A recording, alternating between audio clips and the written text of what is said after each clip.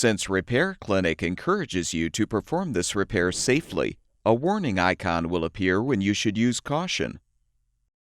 To replace a front foot pad on this Samsung refrigerator, you will need channel lock pliers and a small flathead screwdriver. Have an assistant help you to prop up the side of the appliance you're replacing the foot pad on.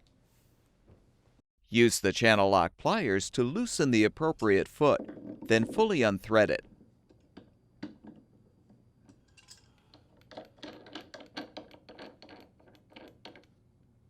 You can now use the small flathead screwdriver to pry the old pad free of the foot. To install the new front foot pad, align it on the bottom of the foot and snap it into place.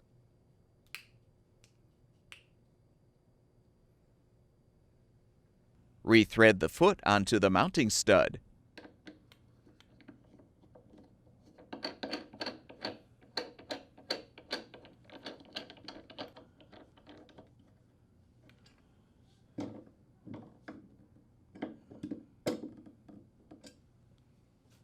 Remove the support, then adjust the foot as necessary to help hold the refrigerator in place.